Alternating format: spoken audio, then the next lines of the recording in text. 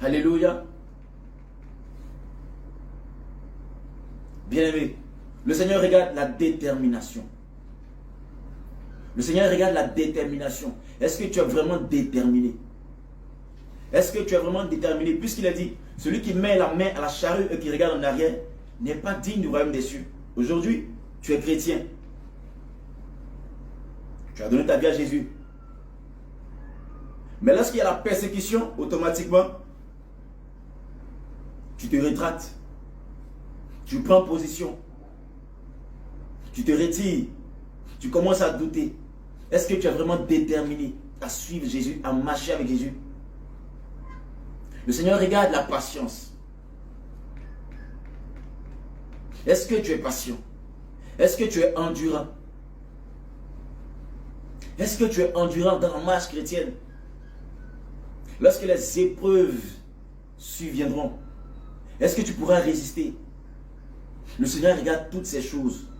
Lorsque tu seras maltraité dans ton foyer, rejeté, abandonné, insulté, est-ce que tu vas rester patiente, demeurer dans la prière?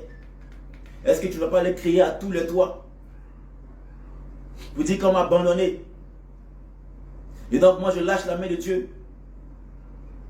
J'ai donné ma vie à Jésus-Christ. Pourquoi est-ce que c'est moi? Pourquoi est-ce que c'est moi? Est-ce que tu vas demeurer dans la patience, dans la prière, dans la méditation, dans le jeûne?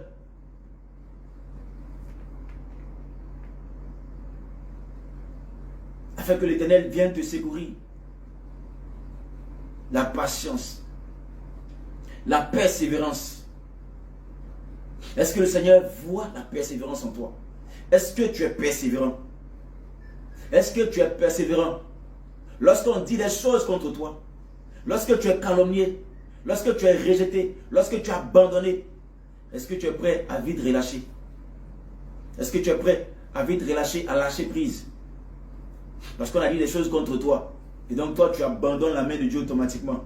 Tu dis, waouh, c'est fini. C'est fini, j'abandonne tout. J'abandonne tout. Puisque les frères ont dit ça sur moi, sur ma vie, j'abandonne tout. C'est fini. Oui, pourquoi ils sont comme ça? Pourquoi ils sont comme ça? Bien-aimé, voilà ce que le Seigneur veut voir en toi. Voilà ce que le Seigneur veut voir en toi. Voilà tous ces caractères qu'il veut voir dans ton cœur. Mais toi qui parles de cœur, Dieu regarde le cœur. Est-ce que ces caractères sont trouvés dans ton cœur? Est-ce que ces caractères sont trouvés dans ton cœur? Est-ce qu'il y a l'humilité en toi? Est-ce qu'il y a la douceur en toi? Est-ce qu'il y a l'obéissance en toi? Est-ce que tu crains réellement Dieu? Est-ce que tu as la foi? En qui mets-tu ta foi? Si c'est en Jésus, tu dois craindre Dieu. Voilà ce que le Seigneur veut voir dans ton cœur. Le Seigneur ne veut pas voir dans ton cœur des choses qui sont contraires à ses fruits, à sa volonté. Non. Il ne veut pas voir ce genre de choses dans ton cœur. Il ne veut pas voir la duplicité en toi. Mais regarde dans ton cœur. Est-ce qu'il n'y a pas la colère dans ton cœur? Est-ce qu'il n'y a pas de haine dans ton cœur? Est-ce qu'il n'y a pas l'orgueil dans ton cœur? Fouille bien en toi. Regarde bien. Et donc, si le Seigneur doit juger ton cœur, que dirais-tu? Que dirais-tu? Que dirais-tu, bien-aimé? Que dirais-tu? Alléluia. Voilà pourquoi est-ce que les caractères du cœur que le Seigneur regarde, ce sont des qualités. Ce sont des qualités que les hommes, c'est-à-dire que les yeux ne peuvent facilement voir. Que les hommes ne peuvent facilement discerner. Alors toi, enfant de Dieu, toi qui te dis enfant de Dieu, il faut travailler ton cœur. Tu dois travailler ton cœur jour après jour. Tu dois travailler sur ton cœur jour après jour. Tu dois travailler sur ton cœur jour après jour. Alléluia. Voilà pourquoi est-ce que mieux vaut interroger le Seigneur pour des choses qu'on ne comprend pas, pour des choses qui sont au-delà de la compréhension humaine, au-delà de ce que les yeux physiques peuvent voir, nous devons aller en profondeur. Or, qui est-ce qui est profond si ce n'est l'Esprit de Dieu? Or, nous allons en profondeur, c'est-à-dire nous allons interroger le Seigneur par la prière pour éviter de se tromper sur nos choix. Alléluia. Et très souvent, nous faisons de mauvais choix. Très souvent, nous-mêmes, nous sommes aussi de mauvais choix. Oui, malheureusement, nous faisons de mauvais choix. Sans consulter le Seigneur, ouais. Nous allons, par exemple, dans les marchés, acheter des choses, des objets, des bijoux, des vêtements. Mais est-ce que ces choses plaisent à Dieu? Est-ce que ces choses qu'on achète sur le marché plaisent à Dieu? Alléluia. Est-ce que ces choses plaisent à Dieu? Nous allons acheter des chaussures. Est-ce que ces choses plaisent à Dieu? Des chaussures qui sont la plupart du temps marquées avec des effigies de la marque du diable et nous les portons. Avant qu'on les porte, on a regardé, on a vu de nos yeux et on les a convoités dans nos cœurs. Et nous sommes allés les acheter. Mais est-ce qu'on a consulté Dieu pour savoir si ce qu'on a, si ce qu'on achète, si ce qu'on a vu, est-ce que c'est agréable à Dieu? Alléluia. Parce que le Seigneur dit que notre corps ne nous appartient pas. Notre corps appartient à l'Éternel. Notre corps appartient à l'Éternel. Mais nous nous limitons seulement qu'à travailler sur notre apparence, plutôt que d'investir sur ce qui attire Dieu. Sur ce qui attire Dieu, c'est-à-dire notre cœur. Alléluia. Acte 1, verset 23. Acte 1, verset 23. Amen. Ils présentèrent deux. Ils présentèrent deux. Joseph appelé Barnabas. Joseph appelé Barsabas. Surnommé Justus. Surnommé Justus. Et Matthias. Et Matthias. Au verset 24. Puis il fit cette prière. Puis il fit cette prière. Seigneur. Seigneur. Toi qui connais les cœurs. Toi qui connais les cœurs. De tous. De tous. Désigne. Désigne. Lequel de ces deux. Lequel de ces deux. Tu as choisi. Tu as choisi. Alléluia. Amen. Voilà une situation qui s'est posée entre les disciples qui suivaient Jésus-Christ, c'est-à-dire les 12, les apôtres. Lorsque Judas avait trahi Jésus, et lorsqu'il s'est fait pendre, il s'est pendu lui-même d'ailleurs, donc il n'était resté que 11. Alléluia. Et parmi les 11, il fallait qu'il soit 12, comme le nombre de départ. Et voilà ce qui va leur arriver. Le moment où les apôtres se mettent ensemble pour prier, pour parler de ce sujet-là, et ils ont vu que parmi eux, il y avait deux autres serviteurs, c'est-à-dire deux autres disciples, qui étaient vraiment fidèles, qui étaient vraiment persévérants, qui étaient vraiment qualifiés pour faire partie des 12 apôtres. Alléluia. Et qu'est-ce qui va se passer? Voilà que on a présenté Joseph, qu'on appelait Barsabas, et un autre qu'on appelle Matthias. Et parmi les deux, qui sont vraiment qualifiés pour être des serviteurs de Dieu, pour marcher avec le Seigneur Jésus-Christ. Mais au vu de tous, ce n'était que les yeux qu'ils avaient. Des yeux qu'ils avaient pour pouvoir les comparer. Alléluia. Ils n'avaient que les yeux. Pour dire, bon, celui-là, il est bon. Celui-là, il est bon. Alléluia. Mais, qu'est-ce qu'ils ont fait? Ils ont interrogé le Seigneur.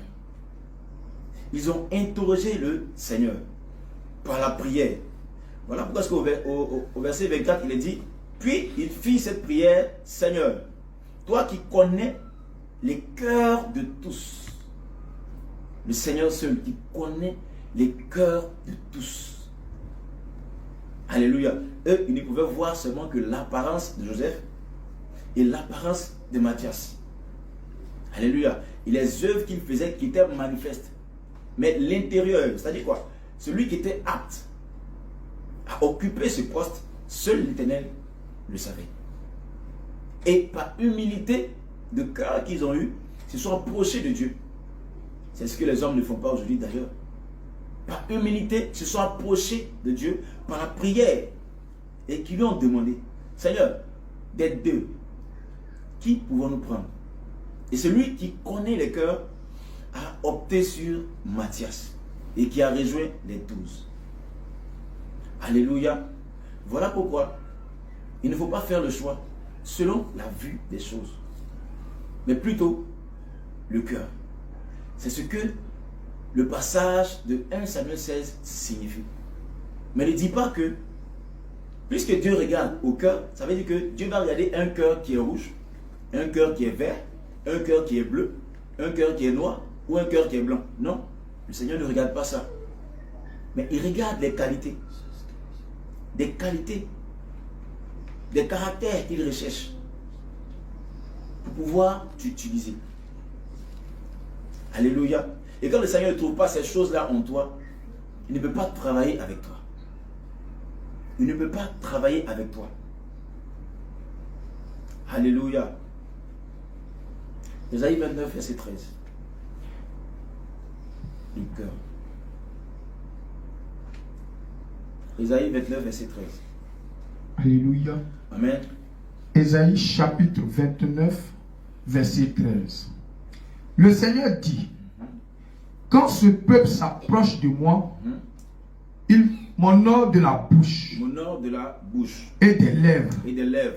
Mais son cœur est éloigné de moi. Son cœur est éloigné de moi.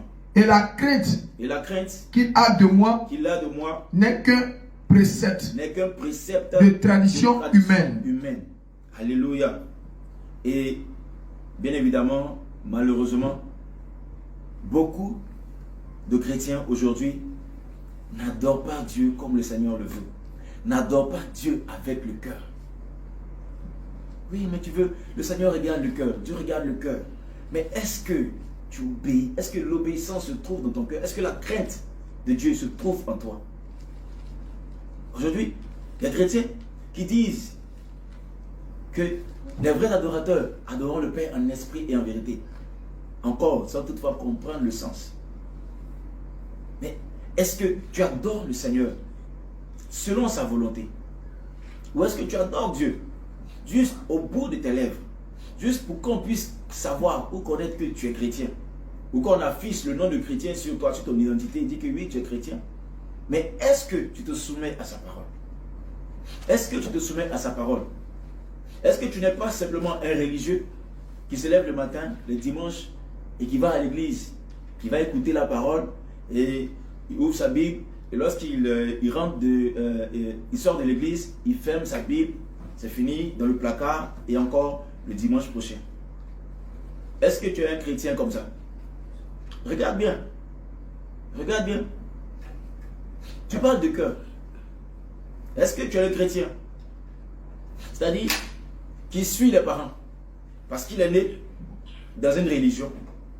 Alors, donc, puisque les parents sont nés aussi de cette religion, alors lui aussi, il continue encore dans cette même religion. Sans toutefois connaître quel est le fondement de cette religion qu'il suit. Quelle est la volonté de Dieu pour lui? Qu'est-ce que Dieu attend de lui? Qu'est-ce qui est bon pour lui? Et il devient religieux. Tout en disant qu'il adore Dieu. Mais est-ce que tu adores Dieu avec ton cœur? Est-ce que tu adores le Seigneur avec ton cœur? Alléluia. Alléluia. Comme vous dites, pour certaines personnes qui se disent, qui prétendent être des chrétiens et qui ont le cœur éloigné de Dieu, lorsqu'ils sont dans l'assemblée de Dieu en train de prier, ils ont des pensées ailleurs.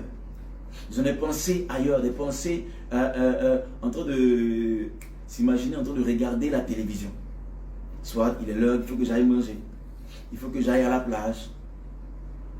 Le pasteur, il faut qu'il se finisse rapidement, on donne au maquis. D'accord, il faut que j'aille voir ma copine. oui, on m'a appelé, mais tu es dans la présence de Dieu. Tu te dis que toi, tu es venu adorer Dieu. Tu aimes le Seigneur de tout ton cœur, de toute ton âme, de toute ta pensée. Mais lorsque tu es dans la présence de Dieu, c'est seulement pour que les autres voient que tu es chrétien, que tu es chrétienne. Or, à l'intérieur, tu ne l'es pas. C'est ce que le Seigneur regarde. C'est ce que le Seigneur regarde. Alléluia. Matthieu 23, verset 27. Matthieu, chapitre 23, verset 27. Alléluia. Je lis la parole de Dieu. Amen.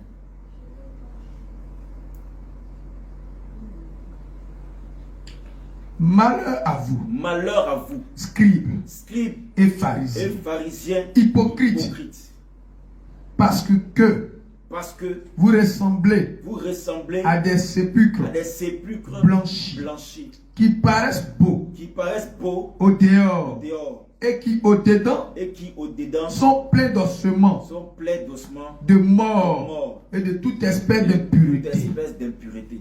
Malheur à vous, scribes et pharisiens. Malheur à vous, faux pasteurs. Malheur à vous, faux prophètes. Malheur à vous qui enseignez des chimères aux enfants de Dieu. Malheur à vous qui paraissez beaux au dehors par l'apparence. Ah oui, papa pasteur, oui, daddy, oui, bishop, super bishop. Mais à l'intérieur, vous êtes plein d'ossements. D'ossements de mort, de toute espèce d'impureté. Et le Seigneur regarde ces choses. Parce qu'à l'intérieur de vous, qu'est-ce qu'il voit? Il voit la masturbation. Il voit le vol, il voit la fraude. Il voit la duplicité, il voit le mensonge. Le Seigneur dit malheur à vous. Malheur à vous. Malheur à vous. Qui enseignez aux hommes de ne pas payer la dîme. Malheur à vous. Malheur à vous. Qui enseignez aux hommes qu'on ne doit pas se dépouiller. Malheur à vous. Qui enseignez la fête du 31 décembre. La fête du 25 décembre. La fête du 1er janvier. Malheur à vous. Malheur à vous. Vous le savez. Vous savez très bien. Vous le savez. Que janvier n'est pas le premier mois de l'année. Vous le savez. Vous le savez. Mais vous demeurez dans vos pratiques. Les mêmes pratiques que vos pères ont pratiquées, vous les faites aussi. Sans vous conformer à la parole de Dieu. À cause de la convoitise de la chair, la convoitise des yeux, les plaisirs du monde. Malheur à vous. Malheur à vous. Au verset 28. Matthieu chapitre 23, verset 28. Vous de même, au dehors, vous paraissez juste aux hommes, mais au dedans, vous êtes plein d'hypocrisie et d'iniquité. Alléluia. Amen. Vous de même au dehors, vous paraissez juste. Vous paraissez juste. La duplicité, la double personnalité. Vous paraissez juste. Mais au dedans, à l'intérieur, voilà ce que le Seigneur regarde. Au dedans, à l'intérieur, vous êtes plein d'hypocrisie et d'iniquité. Mais une personne qui vit, qui pratique ces choses, qui vit ces choses, est-ce que le Seigneur va regarder à son cœur pour qu'il soit agréable à Dieu?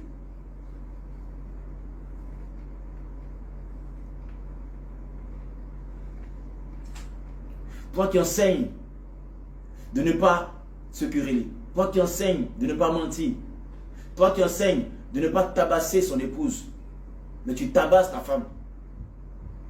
Toi qui enseignes de ne pas divorcer, mais tu es divorcé et tu as la chair. Alléluia. Vous paraissez juste aux hommes, mais au dedans, vous êtes plein d'hypocrisie et d'iniquité. Repentez-vous. Repentez-vous. Repentez-vous. Repentez-vous. Alors, ce n'est pas parce que tu es dépouillé du corps que ton cœur ne le sera pas. Là, je parle aussi au corps de la sainteté.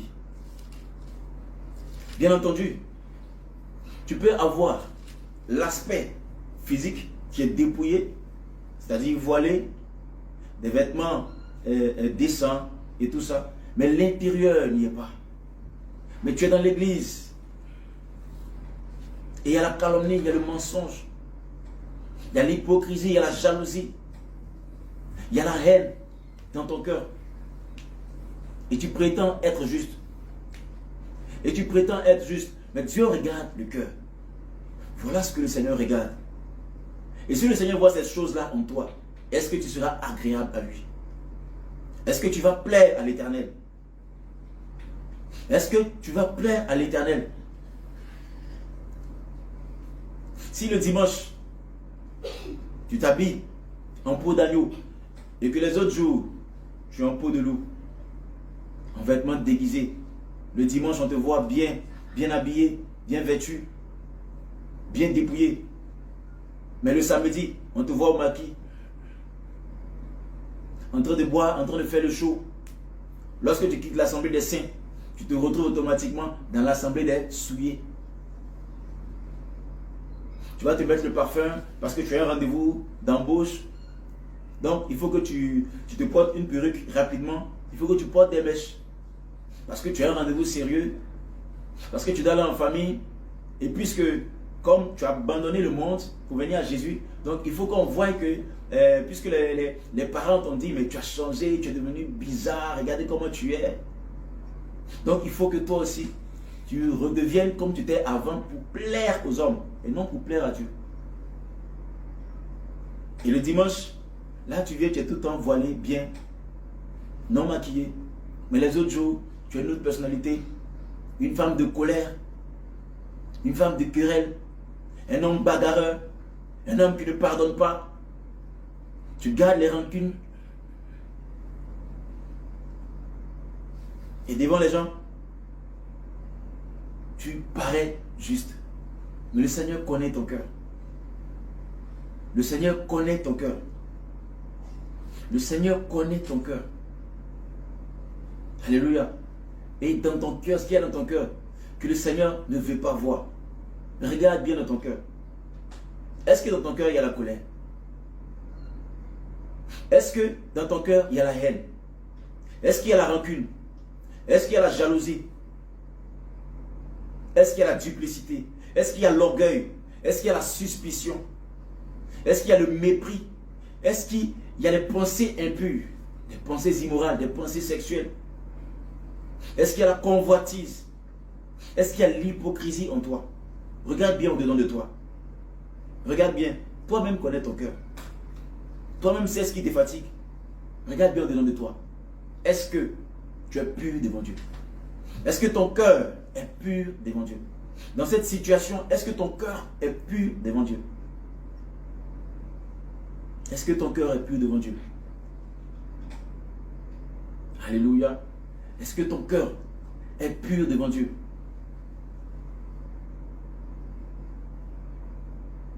Alléluia. N'est-il pas dit que c'est du dedans du cœur que sortent les mauvaises pensées?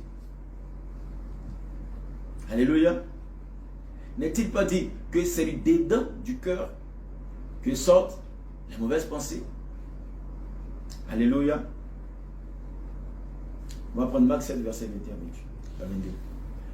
Marc 7, verset 21 à 22. Marc, chapitre 7, verset 21 à 22. Car c'est du dedans, c'est du cœur des hommes que sortent les mauvaises pensées, les adultères, l'impudicité, les meurtres, les vols, les cupidités, les méchancetés, la fraude, le dérèglement, le regard envieux, la calomnie, l'orgueil, la folie. Toutes ces choses mauvaises sortent du dedans et souillent l'homme. Alléluia. Alléluia. Toutes ces choses viennent du cœur. Alléluia. Ces choses viennent du cœur et se manifestent à la vue des hommes. Et lorsque cela est manifesté, c'est ainsi qu'on peut voir et pouvoir juger tel homme ou telle femme, ce qu'il est ou de ce qu'il n'est pas. Mais lorsque cela n'est pas encore manifesté, cela reste en soi. Alléluia. Alléluia. Puisque, bien évidemment, le reflet du corps, c'est le cœur. Le reflet du corps, c'est le cœur. Et donc, de tout ce qui sera en soi, dans le cœur, va tôt ou tard se faire savoir, se manifester, se faire ressentir. Que ce soit dans les habitudes, dans les gestes, dans les comportements, ça va se faire voir. Et ce qui n'est pas vu visiblement est vu par le Seigneur. Voilà pourquoi est-ce que si tu ne connais pas une personne, tu ne connais pas quelqu'un, et que tu veux savoir qui est cette personne, interroge le Seigneur. Interroge le Seigneur. Oui, ne va pas directement pour dire, oui, telle personne-là, il n'est pas de Dieu, ou telle personne-là, c'est un sataniste. Telle personne-là, c'est un chrétien vaudou. Mais plonge, va en profondeur. Tu sais prier. Humilie-toi devant la face de Dieu. Tu prends un moment de jeûne. Seigneur, montre-moi l'identité de cette personne. Parce que bien évidemment, je vois cette personne de façon physique, mais je veux connaître l'intérieur de cette personne. Qui est cette personne? Et le Seigneur va te révéler son identité. Sans toutefois avoir des suspicions en soi. Sans toutefois juger cette personne. Une personne qu'on ne connaît pas. Mais interroge le Seigneur. Tu n'as pas vécu avec cette personne. Interroge le Seigneur. Mais du moment où tu prends position contre une personne qui est ouïe par l'Éternel, ça veut dire que tu prends position contre Dieu. Ça veut dire que tu prends position contre Dieu. Alléluia. Luc 16, verset 15.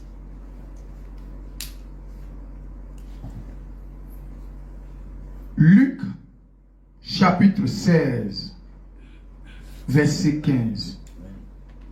Je lis la parole de Dieu. Amen. La loi et les prophètes ont subsisté jusqu'à Jean. Non. Luc 16, 15. Luc 16, verset 15. Alléluia. Amen. Gloire à Jésus. Amen. Luc chapitre 16, verset 15. Alléluia. Jésus leur dit, Jésus leur dit, vous cherchez à paraître juste devant les hommes. Devant les hommes. Mais Dieu connaît vos cœurs. Connais vos cœurs. Car ce qui est élevé parmi les hommes est une abomination devant Dieu. Alléluia. Amen. Vous cherchez à paraître juste devant les hommes. Car tout ce qui est élevé est une abomination devant Dieu. Vous cherchez à paraître juste devant les hommes.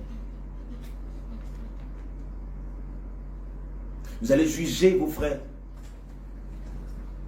Pendant que l'évangile est en train d'être apporté partout dans toutes les nations, pour la gloire de Dieu, pour préparer le retour de l'époux, à la rencontre de l'épouse, beaucoup se lèvent et qui se disent qui combattent l'œuvre de Dieu, qui combattent les vrais serviteurs de Dieu. Le Seigneur dit, on reprend le passage. Luc chapitre 16, verset 15. Jésus leur dit, vous cherchez à paraître juste devant les hommes. C'est bon. Vous cherchez à paraître juste devant les hommes. Et vous fustigez la vérité qui est dite par les vrais serviteurs de Dieu, par les soins de l'Éternel. Et vous voulez paraître juste devant les hommes en les diffamant. Puisque la vérité n'est point en vous. Puisqu'il y a les ténèbres en vous. Donc il y aura la diffamation qui sortira de vos bouches. Le mensonge qui sortira de vos bouches. La tromperie qui sortira de vos bouches. Car tout ce qui est élevé est une abomination devant Dieu. L'orgueil, la haine, la duplicité, la colère, le mensonge, toutes ces choses sont élevées devant Dieu, sont en abomination devant le Seigneur Jésus. Alléluia. Alléluia. Amen. Alléluia. Bien-aimé, cherche dès maintenant. Cherche dès maintenant à soigner ton cœur. Cherche dès maintenant à soigner ton cœur. Regarde bien en toi. Regarde bien en toi. De ce qui est bon ou de ce qui est mauvais. Fais le tri dès maintenant. Retire tout ce qui est mauvais. Retire tout ce qui est caché, tout ce qui est impur. Si tu n'arrives pas à le faire, prends un moment de jeûne et prie. Prie. Demande au Seigneur Jésus-Christ de te révéler ce qui est caché en toi. Qu'il te révèle tout ce qui te fatigue. Afin que tu puisses sortir de ce cachot, de cette prison. De ces ténèbres. Alléluia. Gloire à Jésus. Amen. Bien-aimé. Alors c'est pour dire que le Seigneur regarde au cœur. Mais lorsqu'il regarde au cœur, il regarde les qualités de notre cœur. Il regarde les qualités du cœur. Il regarde le caractère du cœur. Est-ce que tu es agréable? Ton cœur est agréable à Dieu. Est-ce que ton cœur est agréable à Dieu? Alléluia. Il faut travailler sur ton cœur. Dieu regarde-t-il le corps? Dieu regarde-t-il le corps? Bien-aimé, il faut savoir que ton corps déjà est le temple du Saint-Esprit. Et là, tu le sais. Ton corps est le temple du Saint-Esprit. Lévitique 20, verset 26. Qu'est-ce que le Seigneur dit? Lévitique, chapitre 20, verset 26. Vous serez saints pour moi. Vous serez saints pour moi. Car je suis saint. Car je suis saint. Moi, l'Éternel. L'Éternel. Je vous ai séparés des peuples, afin que vous soyez à moi. Alléluia. Le Seigneur dit, vous serez saints pour moi. Vous serez saints pour moi, car je suis saint. Car je suis saint, moi l'Éternel. Je vous ai séparés des peuples afin que vous soyez à moi. Alléluia. Amen. Vous serez saints pour moi. Écoutez bien, vous serez saints pour moi, car je suis saint. Je vous ai séparés des peuples. Le Seigneur a fait de toi un peuple mis à part, afin que tu sois à lui. La Bible déclare que Dieu nous a créés à son image et à sa ressemblance. Alléluia. Et le Seigneur dit, vous serez saints pour moi, car je suis saint. Alléluia. Je vous ai séparés des peuples, afin que vous soyez à moi. Le Seigneur vous a mis à part. Un peuple acquis. Un peuple mis à part. Un peuple sanctifié. Un peuple sanctifié. Est-ce que tu es un peuple sanctifié? Est-ce que tu fais partie du peuple sanctifié? Est-ce que tu vis dans la sanctification? Alléluia. Est-ce que tu vis dans la sanctification? Puisque ton corps appartient à Dieu. Et que lui, Dieu, il t'a créé à son image et à sa ressemblance. Ce qui veut dire que toi, tu dois être saint comme lui. Comme il a dit, vous serez saints pour moi, car je suis saint. Alléluia. Lévitique 20.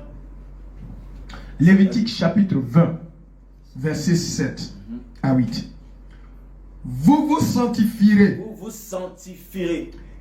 Et vous serez saints. Vous serez saints. Car je suis l'Éternel. Je suis l'Éternel, votre Dieu. Verset 8. Vous observerez mes lois. Vous observerez mes lois. Et vous les mettrez en pratique. Et vous les mettrez en pratique. Je suis l'Éternel. Je suis l'Éternel qui vous qui sanctifie. vous sanctifie. Alléluia. Amen. Toi qui prétends aimer Dieu. Toi qui prétends observer le premier commandement. Tu aimeras le Seigneur Dieu de tout ton cœur, de toute ton âme, de toute ta force et de toute ta pensée. Est-ce que tu observes la loi de l'Éternel? Est-ce que tu mets en pratique la loi de l'Éternel? Puisque c'est lui qui te sanctifie. Alors tu ne diras pas que je suis sanctifié ou je marche dans la sanctification si tu n'obéis pas à la parole de Dieu. Si tu ne te soumets pas aux préceptes, aux commandements de Dieu. Puisqu'il a dit, vous vous sanctifierez. C'est un ordre. C'est un impératif. Vous vous sanctifierez. Vous serez saints. Car je suis l'Éternel, votre Dieu. Alléluia. Le Seigneur s'affirme ici comme notre Dieu. Comme quelqu'un à qui nous appartenons. Parce qu'il nous a mis à part. Il a fait de nous des sanctifiés. Mais est-ce que tu observes la loi de l'Éternel, ton Dieu? Est-ce que tu les mets en pratique? Parce que avant de demeurer dans la sainteté, dans la sanctification, avant de marcher dans la sanctification, il faut marcher, obéir à la parole de Dieu. Est-ce que tu es entré dans l'obéissance? Est-ce que l'obéissance est trouvée dans ton cœur? Est-ce que l'obéissance se trouve en toi? Parce que si l'obéissance n'est pas dans ton cœur, il ne va jamais se faire ressentir par tes actes. Ah oui. Si la crainte de Dieu n'est pas en toi, tu ne pourras jamais faire ce que le Seigneur veut que tu fasses. Alors, identifie-toi dans ces différents cas. Identifie-toi dans ces différents cas. Est-ce que la crainte de Dieu est en toi? Parce que si la crainte de Dieu est en toi, tu vas te soumettre aux préceptes, aux commandements, aux exigences, à la loi de l'Éternel, ton Dieu, qui te sanctifie. Et si tu ne le fais pas, alors qui est-ce que tu suis? Qui est ton Dieu alors? Toi-même tu le sais. Si tu ne sais pas Dieu, s'il n'y a pas l'obéissance en toi, et qu'il y a la désobéissance en toi, et qui se fait ressentir par tes actions, par tes actes, qui est-ce que tu sers? Toi-même tu le sais. Toi-même tu le sais. Lévitique 18, verset 30. Lévitique chapitre 18, verset 30. Alléluia. Vous observerez mes commandements. Amen. Et vous ne pratiquerez point. Vous ne pratiquerez. Je reprends. Vous observerez mes commandements. Et vous ne pratiquerez aucun des usages abominables qui se pratiquaient avant vous. Vous ne vous souillerez point. Vous ne vous souillerez point. Je suis l'Éternel, votre Dieu. Alléluia. Je reprends la lecture. Lévitique 18, verset 30. Vous observerez mes commandements et vous ne pratiquerez aucun des usages abominables qui se pratiquaient avant vous. Amen. Vous ne vous en souillerez pas. Amen. Je suis l'Éternel, votre Dieu. Alléluia. Parole de l'Éternel. Alléluia. Le Seigneur nous cherche ici d'observer ses commandements. Et qui nous dit encore, vous ne pratiquerez aucun des usages abominables qui se pratiquaient avant vous. Aujourd'hui, lorsqu'on parle de dépouillement, lorsqu'on parle de dépouillement extérieur, beaucoup disent que non, le Seigneur ne regarde pas cela, le Seigneur regarde au cœur. Bien aimé, la Bible nous enseigne que ces choses-là étaient pratiquées avant toi. Tes aïeux, tes ancêtres, depuis le temps de l'Égypte, ils pratiquaient ces choses. Alléluia. Ils pratiquaient ces choses. Le port de boucles d'oreilles, le port de synthétique, de mèches, de faux cils, de faux ongles. Ces choses-là étaient pratiquées avant toi. Les vêtements sexy, les vêtements mini, les mini-jupes, ces choses étaient pratiquées avant toi. La prostitution était pratiquée avant toi. L'homosexualité était pratiquée avant toi. Le vol, la cupidité, le mensonge était pratiqué avant toi. La fraude était pratiquée avant toi. L'injustice avant toi. L'homosexualité avant toi. Mais le Seigneur qui dit que vous ne pratiquerez aucun de ces usages abominables, que le Seigneur qualifie de cela de abominable, qui se pratiquaient avant vous. Abominable.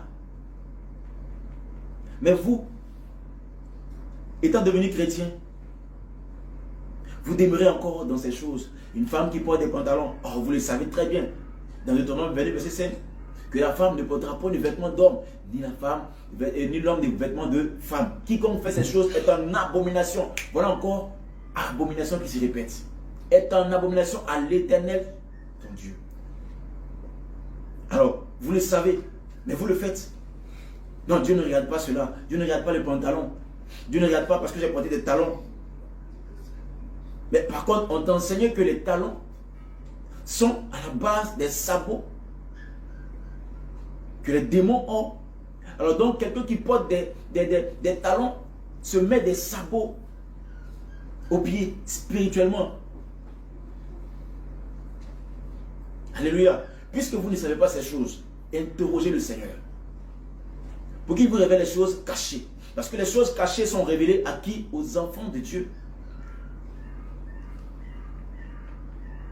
Oui. Les choses cachées sont révélées à qui? Aux enfants de Dieu.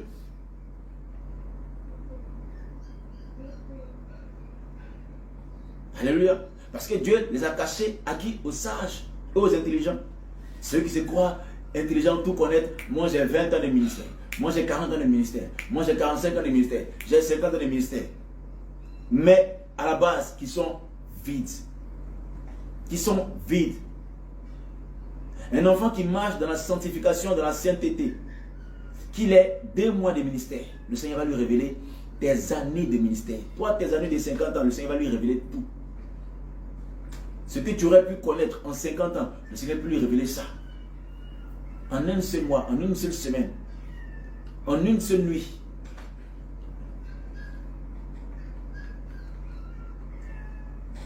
Le Seigneur ne veut pas que vous pratiquiez ces choses du passé. Si tu prétends être enfant de Dieu, tu prétends adorer Dieu en esprit et en vérité. Si tu veux vraiment être sauvé, vraiment être enlevé, alors tu dois réfuter toutes ces pratiques que le Seigneur traite d'abominables. Car quiconque fait ces choses est en abomination à l'Éternel. Alléluia. Et le Seigneur qui dit, vous ne vous en souillerez pas. Parce que vous souillez quoi? Vous souillez le temple qui est votre corps. Or, votre corps est le temple de Dieu. Alors, lorsque vous mettez des fards, lorsque vous mettez du make-up, lorsque vous mettez des parfums, vous souillez le temple de Dieu. Vous souillez la demeure de Dieu. Le Seigneur, lorsqu'il veut descendre, il ne descend pas dans les bâtiments. Non. Il ne descend pas dans un arbre, dans les animaux, dans les maisons. Mais le Seigneur descend qui? Il descend en nous. Voici sa maison. Sa maison, c'est nous. Selon Éphésiens 2, verset 22, qui dit quoi? Que en lui, vous êtes aussi édifiés pour être une habitation de Dieu en esprit. Nous sommes la demeure du Saint-Esprit. Si le Seigneur descend et qu'il voit que le cœur, le corps est souillé, il y a l'abomination, il y a des coiffures en forme de crête, il y a des vernis, des faux ongles, des faux cils. Pensez-vous que le Seigneur peut parler, peut se manifester, peut se révéler à une telle personne? Il peut habiter dans ce corps? Jamais. Le Seigneur ne peut jamais habiter dans ce corps. Il ne peut jamais habiter dans ce corps. S'il vient trouver des choses abominables, une femme qui porte des pantalons, une femme qui porte des culottes, jamais. Une femme qui se tient à la chair pour prêcher, jamais. Parce qu'elle ne se soumet pas à la parole de Dieu. Jamais. Il n'y a pas d'obéissance, il n'y a pas de crainte. Voilà pourquoi est-ce que des femmes se tiennent sur le pupitre et elles commencent à prêcher. Elles commencent à enseigner. Jamais. Le Seigneur, le Saint-Esprit ne peut jamais habiter en toi. Tu peux ressentir des frissons. Ce n'est pas le Saint-Esprit. Ah oui. C'est l'esprit de Python qui se manifeste dans la vie de tous ceux qui commencent à trembler, qui commencent à se frissonner dans les églises et tout ça, pensant que c'est le Saint-Esprit. Une église où des personnes sont habillées, des femmes habillées en pantalon, ou des hommes et des femmes qui portent des jeans, hein, des vêtements qui laissent entrevoir leur nudité, les vêtements sexy, le maquillage, les fonds de teint, les make-up. Pensez-vous que le Seigneur peut venir habiter dans ce corps? Pensez-vous que le Seigneur peut descendre parmi eux? Et je tiens à vous rappeler, d'ailleurs, que notre corps est le temple de cet esprit. On va prendre le livre de 1 Corinthiens 6, 19. 1 Corinthiens chapitre 6, verset 19. Amen. Ne savez-vous pas que votre corps est le temple du Saint-Esprit qui est en vous, que vous avez reçu de Dieu, Alléluia. et que vous ne vous appartenez point à vous-même? Alléluia. Ton corps est le temple du Saint-Esprit. Amen. Ton corps est le temple du Saint-Esprit. Bien aimé, il faut savoir que qu'est-ce qu'on appelle une église? L'église, c'est une assemblée. Ça veut dire assemblée. Alléluia. Ça veut dire une assemblée. Une église, c'est une assemblée.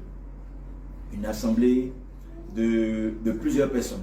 Ça veut dire que deux personnes qui se mettent ensemble forment déjà une assemblée. Trois personnes qui commencent à parler d'un même sujet forment déjà une assemblée. 4 ou 5 personnes, 10 ou 15 personnes, quel que soit le nombre de personnes, forment une assemblée. Alléluia. Et cette assemblée-là forme un seul corps, puisque ils partagent tous un même avis, un même sujet. Alléluia. Un même sujet. Amen. Le Seigneur, lorsque le Seigneur se tient dans l'assemblée de Dieu, il forme quoi? Une seule chair avec son peuple. C'est-à-dire, lui qui est la tête et les autres sont les membres. Puisque nous sommes des membres de Christ et que Christ est la tête. Et nous formons un seul corps. Alléluia. Nous formons un seul corps. Alors, si Christ est la tête, le corps doit être sanctifié. Parce qu'il a dit quoi? Vous serez saints, car je suis saint. Alors, donc, et lorsqu'on arrive dans une assemblée, où, dans l'assemblée, cette assemblée-là, il y a des personnes qui s'habillent en vêtements jeans, qui s'habillent en vêtements dépravés, hein, qui ont des locks sur la tête, qui font des mèches, des tissages et toutes ces choses-là. Bien aimé, le Seigneur ne peut être dans cette assemblée-là. Parce qu'il y a la souillure, il y a l'abomination. Et cette assemblée-là forme quoi? Une seule chair. Cette assemblée-là forme un seul corps. Et qui sera donc la tête? Puisqu'il y a la souillure, il y a l'abomination. Qui sera donc la tête? Vous le savez. Bien évidemment, c'est Lucifer. C'est le diable qui sera la tête. C'est le diable qui sera la tête. Alléluia. Voilà pourquoi est-ce que, en ce qui concerne les assemblées, on pourrait dire qu'il y a aussi des assemblées de drogués, des assemblées d'alcooliques, de soulards. Parce que, bien évidemment, lorsque des personnes se mettent ensemble dans un cabaret, dans un bistrot ou dans une boîte de nuit, qu'est-ce qu'ils font? Ils partagent tous les mêmes sentiments. Voilà. Ils partagent tous quoi? La boisson, l'alcool. Alléluia. L'alcool. Et quand les drogués se mettent ensemble, ils partagent tous la drogue. Ils fument tous ensemble. Et eux, étant rassemblés, ils forment aussi un seul corps. Voilà pourquoi est-ce qu'on pourrait trouver qu'il y a l'assemblée des saints, il y a l'assemblée des drogués, il y a l'assemblée des impudiques, il y a l'assemblée des alcooliques, il y a l'assemblée vous-même vous le savez. Voilà. Il y a l'assemblée des moqueurs. Voilà. L'assemblée des moqueurs. Quand vous prenez le premier chapitre de Psaume, vous allez voir l'assemblée des moqueurs. Alléluia. Et vous, de quelle assemblée êtes-vous? Êtes-vous de l'assemblée des souillés, des moqueurs, des impudiques, des dépravés? De quelle assemblée êtes-vous? De quelle assemblée êtes-vous? Quelle est ta position? Parce que si tu es de l'assemblée des saints, tu dois savoir que le Seigneur Jésus-Christ, premièrement, exige la sanctification du corps et même du cœur. Alléluia. Il exige la sanctification du corps. Il exige le dépouillement.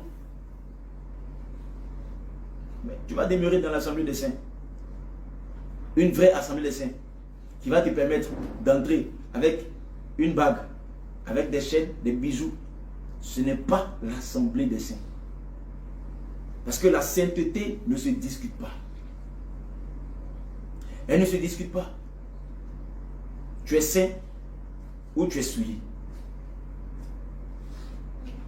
Parce qu'il n'y a aucun accord entre la lumière et les ténèbres.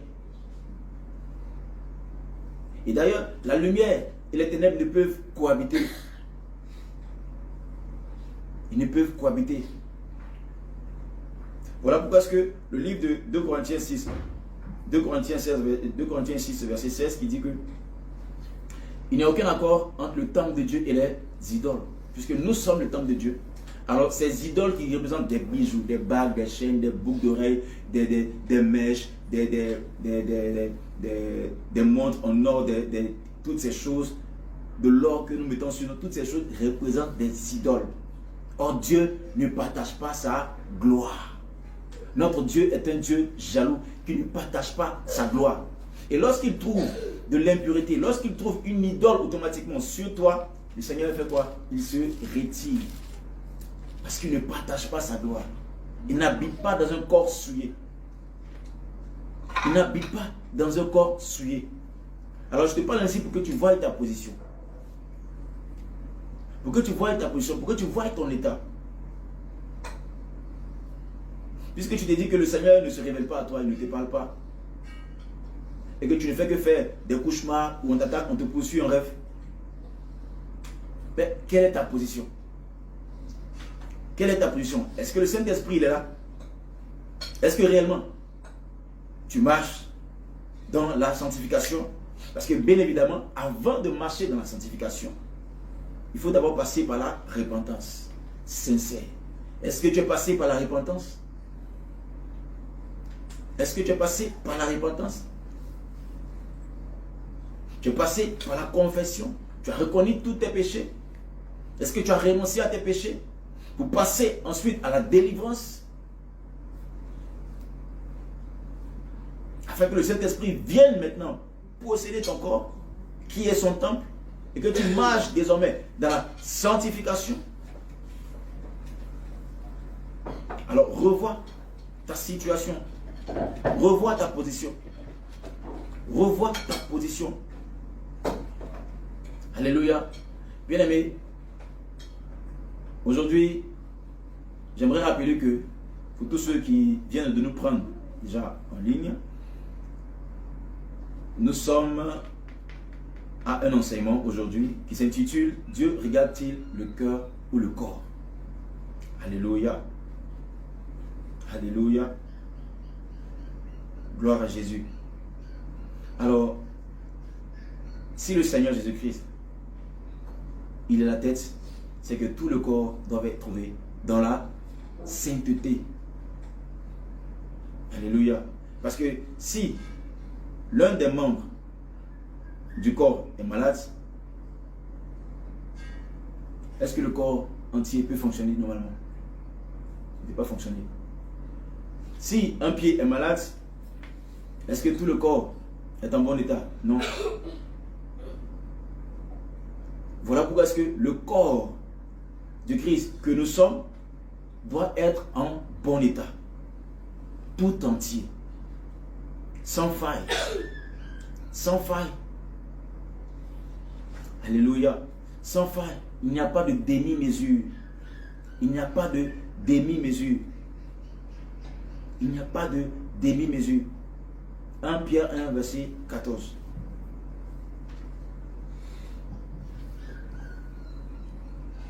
Pierre chapitre 1, verset 14. verset 14. 1 Pierre, chapitre 1, verset 14. Comme des enfants obéissants, ne vous conformez pas aux convoitises que vous aviez autrefois, quand vous étiez dans l'ignorance. Continuez. Alléluia. Alléluia. Alléluia. C'est ce que le Seigneur nous dit. Comme des enfants obéissants, ne vous conformez pas aux convoitises que vous aviez autrefois. Avant, tu aimais aller dans les boîtes de nuit, tu aimais aller à la plage, tu aimais les distractions, tu aimais les jeux vidéo. Avant, tu aimais la pornographie, tu aimais regarder des films novelas, tu aimais regarder des films d'action, tu aimais regarder le football, tu aimais aller même jouer au football. Avant, tu aimais pavaner avec des moqueurs.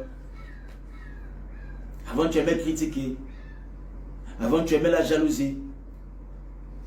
Le Seigneur dit, avant, tu aimais les belles choses, toutes les choses qui brillaient. Tu aimais la mode, les nouveautés. Tu étais tout le temps dans les marchés, en train de fouiller, de chercher la nouveauté. Qu'est-ce qui est sorti? Qu'est-ce qui est sorti? Je vais être à la mode pour pouvoir paraître. Le Seigneur dit, comme des enfants obéissants. Comme des enfants obéissants, ne vous conformez pas aux convoitises que vous aviez autrefois. Ces choses que vous convoitez, qui vous amenaient à pécher, qui vous égaraient loin de la face de Dieu. Le Seigneur dit, quand vous étiez dans l'ignorance, il est vrai, avant vous ne saviez pas ces choses. Avant vous étiez ignorant. Mais maintenant que la parole est venue jusqu'à vous, vous devez renoncer à ces choses.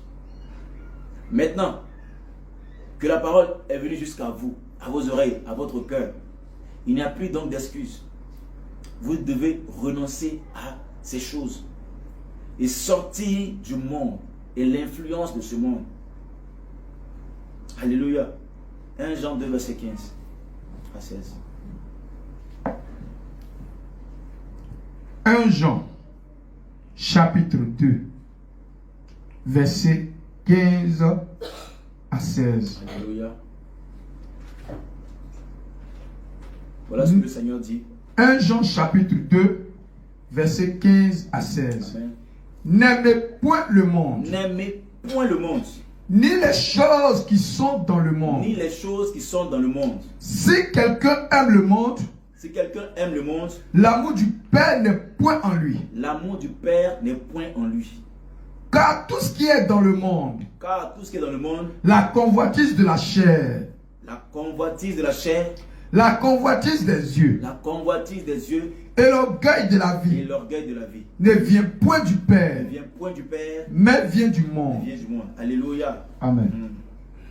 Alléluia. N'aimez point le monde. Alors, bien aimé, si il y a la crainte de Dieu dans ton cœur, tu vas te soumettre à la parole de Dieu, à sa parole. Le Seigneur te dit, n'aime point le monde. Toi qui me suis, ni les choses qui sont dans le monde. Car si tu aimes le monde, l'amour du Père n'est point en toi. Or, tout à l'heure, lorsqu'on parlait dans le caractère que le Seigneur peut trouve dans le cœur de l'homme, il y a l'amour. Il y a l'amour. Mais est-ce que l'amour de Dieu se trouve dans ton cœur? Parce que si l'amour de Dieu ne se trouve pas dans ton cœur, ce sera l'amour du monde, l'amour du matériel, l'amour de la convoitise. Alléluia. Si quelqu'un aime le monde, l'amour du Père n'est point en lui. Le Seigneur ne partage pas sa gloire. Comme tout à l'heure je l'ai dit. Il ne partage pas sa gloire. Si l'amour du monde entre dans ton cœur, l'amour de Dieu sort de ton cœur. Si l'amour du monde sort de ton cœur, l'amour de Dieu entre dans ton cœur. Il n'y a pas de neutralité. Soit c'est Dieu, soit c'est le monde. soit c'est l'obéissance, soit c'est la désobéissance. Et si on aime le monde, bien aimé, encore, tous les mots, tout ce qui accompagne les choses du monde, tout ce qui accompagne la convoitise va entrer dans notre cœur. Et il n'aura plus de place pour le Seigneur. Il ne peut pas habiter dans ton cœur. Parce que dans ton cœur, déjà, tu as mis le football. Imagine-toi, lorsque quelqu'un regarde le match, je pense bien que récemment, il y a eu des matchs. Mais lorsque quelqu'un regarde la télévision et qu'il y a des occasions de but, soit ratées, regarde l'effet que ça fait à l'intérieur, regarde. Quand ton équipe gagne, regarde l'effet que ça fait dans le cœur. Quand ton équipe perd, regarde l'effet que ça fait en soi. Mais est-ce que cet effet-là, tu l'as déjà ressenti pour Dieu? Est-ce que lorsque l'adversaire va contre ton équipe et qui va même vers le but, l'effet que ça fait dans ton cœur, les battements de cœur, est-ce que tu l'as déjà ressenti dans ton cœur? Tout en sachant que l'enlèvement est pour bientôt, le Seigneur Jésus-Christ revient bientôt. Est-ce que tu l'as déjà ressenti? Est-ce que tu as déjà ressenti ces battements de cœur en toi? Cette tristesse-là en toi? À sortir pour crier partout, dehors, que Jésus-Christ revient. Est-ce que tu l'as déjà fait? Mais lorsque ton équipe marque, tu sors, tu vas crier, tu vas manifester la gloire de qui? La gloire du Dieu du football. Mais pas Jésus-Christ. Où est la place de Dieu? Où est la place de Dieu? Où est la place de Dieu? Lorsqu'il y a une scène dans un film de Novelas, automatiquement, regarde, ton cœur bat. Tu t'imagines la suite. Mais où est la place de Dieu? Comment est-ce que le Seigneur peut te parler? Comment est-ce qu'il peut se révéler à toi? Où est sa place? Où est sa place? Où est la place de Dieu? Si la bouche que le Seigneur doit utiliser, tu l'utilises pour mentir, comment est-ce que le Seigneur peut se manifester? Où est la place de Dieu? Le Seigneur cherche sa place. Il ne trouve pas sa place. Il se retire. Il retire son esprit. Parce que tu es beaucoup préoccupé par les choses du monde. Or, celui qui est ami du monde devient ennemi de Dieu. Parce que les deux ne peuvent cohabiter ensemble. Il y a inimitié entre les deux. Bien-aimé, revois ta marche avec l'Éternel. Revois ta marche avec Dieu. Alléluia. Alléluia. Parce que si tu marches dans cette voie, sache que la Bible dit que le salaire du péché, c'est la mort. Le salaire du péché, c'est la mort. Mais le don gratuit de Dieu, c'est la vie éternelle en notre Seigneur Jésus-Christ. C'est ce que le Seigneur nous donne. Et pour avoir la vie éternelle, il faut marcher dans l'obéissance. En observant la parole de Dieu, ses préceptes, ses commandements. En se soumettant à lui. Parce que tous les jours, le diable nous accuse. Le diable nous condamne. Il nous accuse. Il nous pousse à convoiter. Il nous pousse à pécher. Et il va nous accuser. La Bible déclare qu'il est l'accusateur de nos frères. Mais tu demeures encore dans ces choses. Ou soit tu ne connais pas, tu ne médites pas ta Bible, la parole de Dieu, pour le savoir. Bien sûr que tu le sais. Mais par l'endurcissement de ton cœur, tu es plongé encore dans les ténèbres. Or, tu donnes l'accès à l'ennemi de posséder ton âme.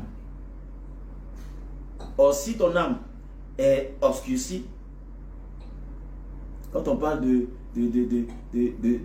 lieu obscur, on parle de la mort, du séjour des morts. Et tu te rapproches vers la mort, sans le savoir. Tu vas aller à l'église, tu vas prier, Seigneur Jésus-Christ, oui, oui, oui, oui, oui. Alléluia, Jésus, Jésus, Jésus, Jésus. Mais autrement, tu as une autre vie. Tu as une autre vie. Alléluia. 1 Corinthiens 3, verset 16.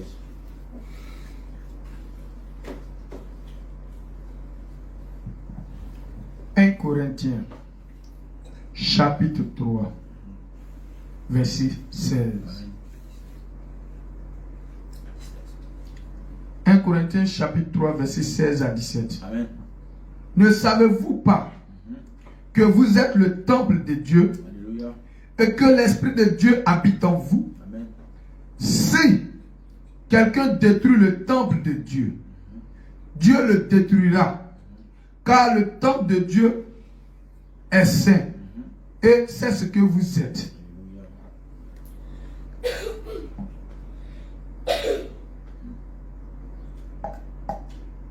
Alléluia. Ne savez-vous pas que vous êtes le temple de Dieu et que l'Esprit de Dieu habite en vous? L'Esprit de Dieu habite en vous. Si quelqu'un détruit le temple de Dieu, Dieu le détruira. Car le temple de Dieu est saint. Et c'est ce que vous êtes. C'est ce que tu es. Et donc, ton corps doit demeurer dans la sainteté. Ton corps doit demeurer dans la sainteté. Alléluia. Dans la sainteté. Dans la pudeur. Mais pas souiller ce corps que le Seigneur t'a donné. Pas souiller ce corps que le Seigneur t'a donné. Par des abominations. Par des choses ou des vêtements qu'on revêt qui ne sont pas à la gloire de Dieu. Alléluia. Parce que le Seigneur dit, si quelqu'un détruit ce temple que tu es, Dieu le détruira. Dieu le détruira. Car le temple de Dieu est saint. Alors bien aimé, tu dois demeurer dans la sainteté. Tu dois demeurer dans la sainteté. Parce que c'est ce que tu es dès le départ. Le Seigneur t'a mis à part. Il t'a mise à part. Dès le départ. C'est ta nature. À la base, tu as une nature de sainteté. Puisque tu as été créé à l'image de Dieu et à sa ressemblance. Si tu l'as oublié, je te le rappelle. C'est ce que tu es à la base. Mais si tu sors de ce cadre automatiquement, tu te rebelles contre Dieu. Tu deviens ennemi de Dieu.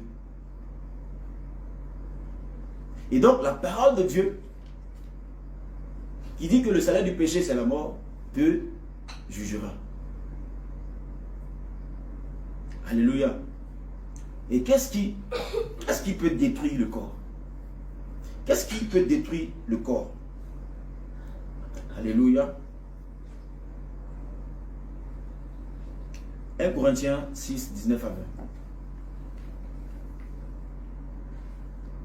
20. 1 Corinthiens 6, verset 19 à 20. 1 Corinthiens chapitre 6, verset 19 à 20. Amen. Alléluia, je lis la parole de Dieu. Alléluia. Ne savez-vous pas que votre corps est le temple du Saint-Esprit qui est en vous, que vous avez reçu de Dieu, et que vous ne vous appartenez point à vous-même, car vous avez été rachetés à un grand prix. Glorifiez donc Dieu dans votre corps et dans votre esprit qui appartient à Dieu. Alléluia. Donc le Seigneur en train de dire que ton corps lui appartient. Alors, tu dois rendre un culte à Dieu avec ton corps. Donc, en te sanctifiant, tu es en train de rendre un culte à Dieu. Tu es en train de rendre honneur à Dieu. Ah oui, mon fils, celui-là, celui que j'ai mis à part, il est différent de ceux qui sont dehors. Il m'honore. Non des lèvres, mais il m'honore entièrement, de cœur et de corps. Parce qu'il se sanctifie. Il se sanctifie. Alléluia. Il se sanctifie. Il m'honore. Il me glorifie dans son corps. Mais si tu vas, tu viens dans la présence de Dieu et que tu portes des collants, des cyclistes, tu n'honores pas Dieu. sous tes vêtements, tu n'honores pas Dieu. Si lorsque tu quittes l'Assemblée des Saints et que tu rentres à la maison, tu portes des culottes en tant que femme dans la maison, tu n'honores pas Dieu. Tu n'honores pas Dieu. Si chez toi à la maison, lorsque tu arrives, tu prends de l'autorité sur ton mari, tu n'honores pas Dieu. Parce que, bien évidemment, à l'église, oui, tu as la femme soumise, mais à la maison, tu prends l'autorité. Tu n'honores pas Dieu dans ton corps. Alléluia. 1 Pierre 1, 14 à 15.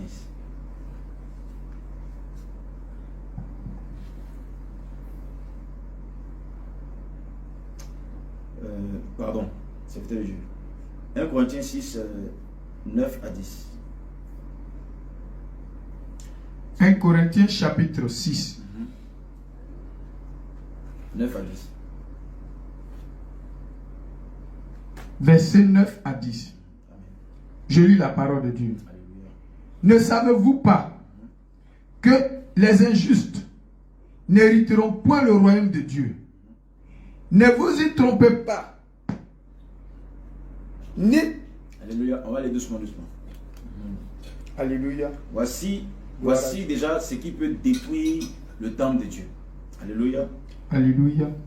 Vous allez voir. 1 Corinthiens chapitre 6. On va voir ce qui peut détruire le temple de Dieu. Verset 9. Ne savez-vous pas que les injustes n'hériteront point le royaume de Dieu? Ne vous y trompez pas. Les injustes n'hériteront point le royaume de Dieu. Ne vous y trompez Ne pas. vous y trompez pas. Ni les impudiques, Ni les impudiques, ni les idolâtres, ni les idolâtres. ni les adultères, Ça veut dire impudique, idolâtre, adultère. ni les adultères, Ni les adultères, ni les inféminés, ni les efféminés. Ça veut dire les homosexuels. ni les infâmes, Ni les infâmes, ni les voleurs, ni les voleurs, ni les cupides, ni les cupides, ni les ivrognes, ni les ivrognes, ni les outrageux, ni les outrageux, ni les ravisseurs ni les ravisseurs n'hériteront le royaume de Dieu. n'hériteront le royaume de Dieu. Alléluia. Alléluia. Et puisque ceux qui pratiquent ces choses détruisent le temple de Dieu. Détruisent le temple de Dieu. On prend un exemple sur un alcoolique. Quelqu'un qui boit, au fur et à mesure, il est en train de détruire son corps. Il est détruit par l'alcool. Or, son corps est le temple de Dieu. Alléluia. Et tous ceux qui pratiquent ces choses prennent le chemin de la perdition, le chemin de la mort. Parce qu'ils n'aiment pas Dieu. Ils n'aiment pas Dieu. Parce que l'amour de Dieu n'est pas trouvé en eux. Alléluia. Galates 5, verset 19 à 21. Galates chapitre 5, verset 19 à 21. Amen. Je lis la parole de Dieu avec respect. Alléluia.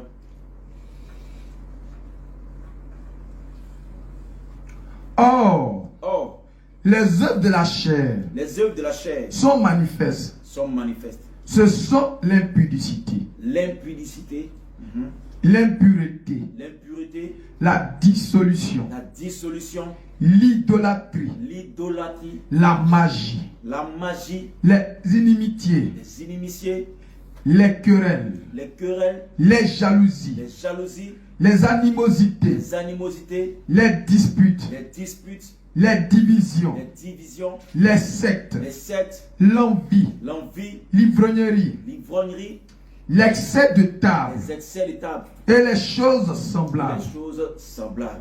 Je vous dis d'avance, comme je l'ai déjà dit, Amen. que ceux qui commettent de telles choses n'hériteront point le royaume de Dieu. Alléluia. Voilà. Ceux qui commettent de telles choses n'hériteront point le royaume de Dieu. C'est clair. Alors, regarde ta vie. Est-ce que ces choses sont trouvées en toi? Est-ce que ces choses qui ont été citées sont trouvées en toi? Sont dans tes habitudes? Regarde ta vie. Regarde bien. Est-ce que ces choses sont trouvées en toi, dans tes habitudes? Est-ce que tu les pratiques très souvent? Alors si tu le fais, il faut te repentir. Si tu le fais, il faut renoncer à ces péchés qui souillent le temple de Dieu que tu es. Qui souillent le temple de Dieu que tu es. Le Saint-Esprit ne peut pas habiter en toi parce qu'il y a la souillure. Voilà pourquoi est-ce qu'il est retiré. Et lorsque tu te rapproches de Dieu dans la sainteté, le Saint-Esprit se rapproche de toi. Lorsque tu te dépouilles, le Saint-Esprit se rapproche de toi. Lorsque tu t'approches de Dieu, lui aussi, il se révèle à toi. Mais quand tu t'éloignes de lui, par tes iniquités, par ses péchés, lui aussi, il s'éloigne de toi. Alléluia. 1 Timothée 2, verset 9. 1 Timothée, chapitre 2, verset 9. Amen. J'ai lu la parole de Dieu avec respect. Amen. Je veux aussi que les femmes, vêtues d'une manière décente, avec pudeur et modestie, ne se parent ni de tresse, ça veut dire ne se revêtent, ni de tresse, ni d'or, ni de paix, ni d'habits somptueux. Alléluia. Le Seigneur veut que les femmes s'habillent de façon décente. La décence, la pudeur. C'est ce que le Seigneur aime, la simplicité. Mais pas de façon dépravée. À vouloir paraître. À vouloir être vu. À vouloir séduire. Or, vous savez bien que le père de la séduction, c'est qui? C'est Lucifer. C'est le diable. C'est lui qui a séduit le premier. Alors, quiconque porte des vêtements somptueux, des vêtements marqués, des vêtements de valeur, attire les regards sur lui. Alléluia. Et l'on devient automatiquement une pierre d'achoppement pour celui qui convoite. Voilà parce qu'il faut beaucoup faire attention. Il faut beaucoup faire attention parce que le diable a envoyé ses éléments, il envoie ses agents, il envoie des démons en chair sur terre. Et beaucoup, la plupart, se retrouvent dans les grandes surfaces. Ils se retrouvent dans les boîtes de nuit. C'est des personnes que vous allez reconnaître si facilement.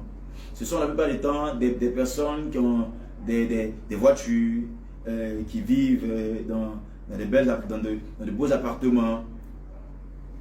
Soit ils sont seuls, toujours célibataires. Ils ont tout à leur portée. De belles personnes. Et quand ils rentrent très souvent dans les lieux publics comme des maquis, des boîtes de nuit, ils dépensent beaucoup d'argent. Tout ça, pourquoi? Pour pousser les autres, pour pousser les vrais enfants de Dieu à les convoiter et à tomber sur le joug du péché. À être esclaves du péché. Beaucoup de filles sont tombées malheureusement dans la convoitise.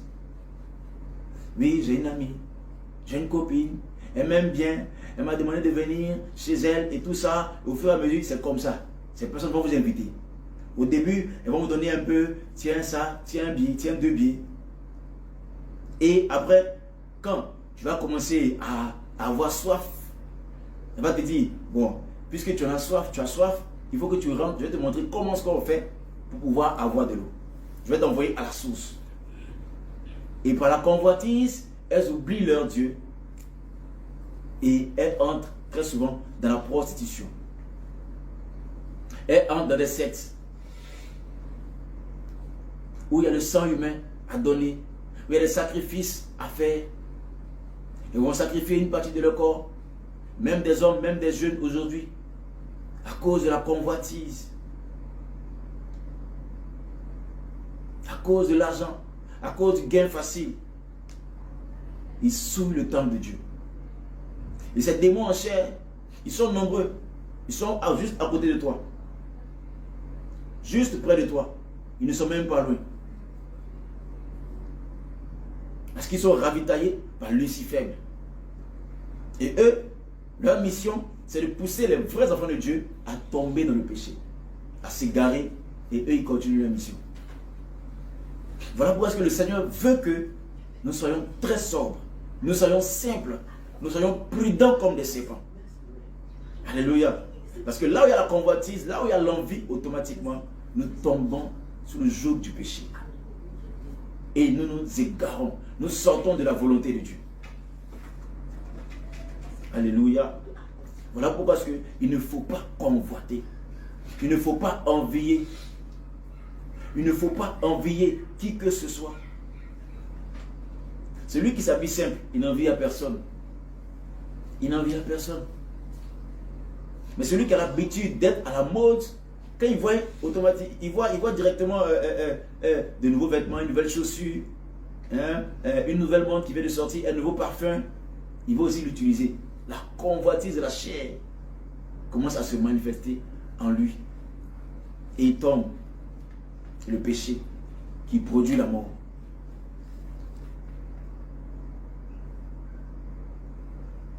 Alléluia. Ce que le Seigneur veut, c'est que tu t'éloignes de tout ce qui t'éloigne de lui. Tu te retires de tout ce qui t'éloigne de lui. Alléluia. Car la Bible dit que c'est du dedans du cœur que sortent les mauvaises pensées. Alors, c'est de l'intérieur que tu conçois le fait de pouvoir t'acheter du parfum. Tu conçois le fait de t'acheter de nouveaux vêtements.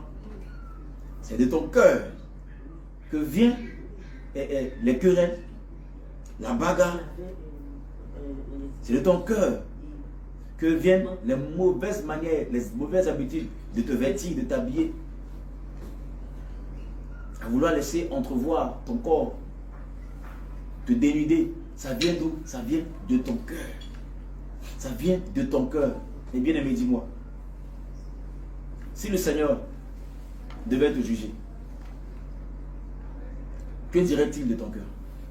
Est-ce que ton cœur serait jugé bon devant Dieu ou mauvais? Toi-même réponds. Est-ce que ton cœur serait jugé bon devant Dieu ou mauvais? Parce que avant d'aller te prostituer, tu as d'abord consenti ça dans ton cœur. Tu l'as d'abord mûri dans ton cœur. Avant d'aller boire, il t'est passé d'abord au cœur. Avant d'aller regarder un match de football, il t'est venu d'abord au cœur. Et tu l'as bien mûri.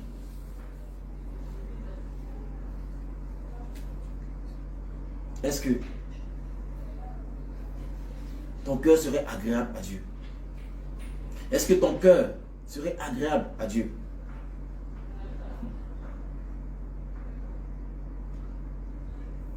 Matthieu 6, verset 22.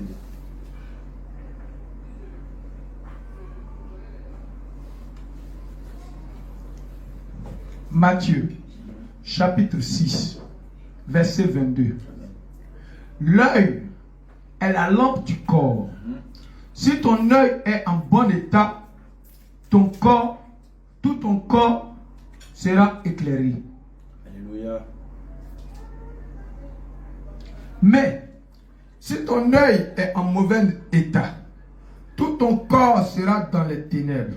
Amen. Si donc, Verset 22. verset 23. Non, laisse le verset 22. Alléluia. Amen. L'œil est la lampe du corps. Alléluia. Si donc ton œil est en bon état, tout le corps sera éclairé. Tout le corps sera éclairé. Si ton œil est en bon état, tout ton corps sera éclairé. L'œil, c'est le cœur. L'œil, c'est le cœur. Et les qualités qui sont dans ton cœur éclairent sur ta personne. Ah oui, quand dans ton cœur il y a la bonté, bien aimé, ça ne se cache pas, ça se voit. Quand dans ton cœur il y a l'amour, ça ne se cache pas, ça se voit. Ça ne se cache pas, ça se voit. Quand dans ton cœur, il y a l'humilité, ça ne se cache pas, ça se voit. Ça se voit, on ne peut le cacher, ça se voit. Quand dans ton cœur, il y a la crainte de Dieu, ça se voit. Quand dans ton cœur, il y a la fidélité, ça se voit. Quand dans ton cœur, il y a l'obéissance, ça se voit. Ce n'est pas caché. Ce n'est pas caché. Voilà pourquoi est-ce que le passage nous dit, l'œil est la lampe du corps. Ton cœur est la lampe de ton corps. Si ton œil est en bon état, tout ton corps sera éclairé. Voilà pourquoi est-ce que si dans le cœur il y a des ténèbres, le corps sera ténébreux. C'est clair. Si le cœur est ténébreux, est obscur, tout le corps sera en mauvais état. Il sera en mauvais état. Même si tu as pu le cacher pendant un moment, il va se faire savoir. Il va se faire savoir. Alléluia.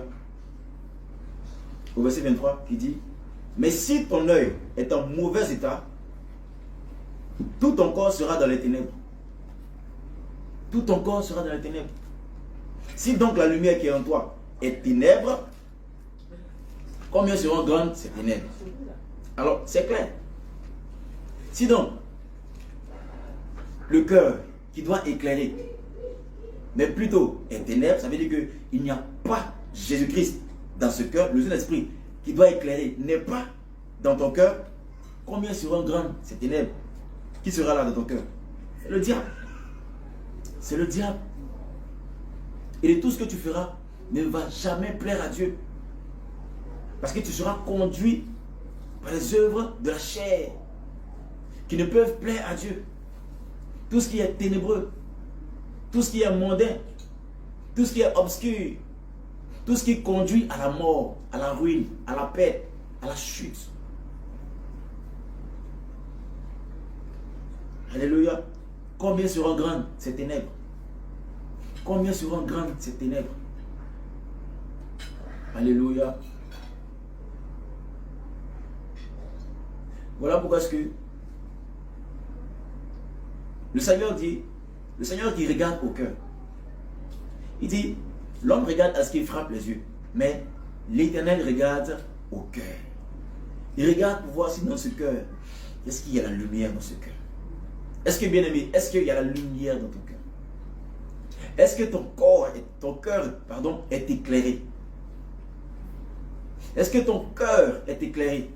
Parce que la lumière qui est dans ton cœur doit jaillir sur ta personne, sur ton corps. La lumière qui est en toi jaillit sur ton corps. Mais s'il n'y a pas de lumière, ton corps sera sombre. Il sera obscur. Quels que soient les efforts que tu pourras faire, ça va se voir. Rien ne sera caché. Rien n'est caché devant Dieu.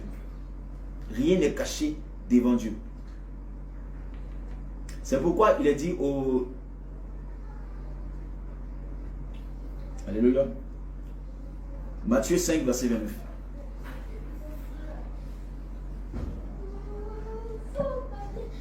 Matthieu, chapitre 5, verset 29. Je lis la parole de Dieu. Alléluia. Si ton œil droit est pour toi une occasion de chute, arrache-le et jette-le loin de toi. Car il est avantageux pour toi qu'un seul de tes membres périsse et que ton corps entier ne soit pas jeté dans la géhenne. Si ta main droite est pour toi. Non, c'est bon. Ça va. Alléluia. Alléluia. Je relis le passage. Matthieu 5, verset 29. Si ton œil droit est pour toi une occasion de chute. Si ton œil droit est pour toi une occasion de chute, arrache-le et jette-le loin de toi.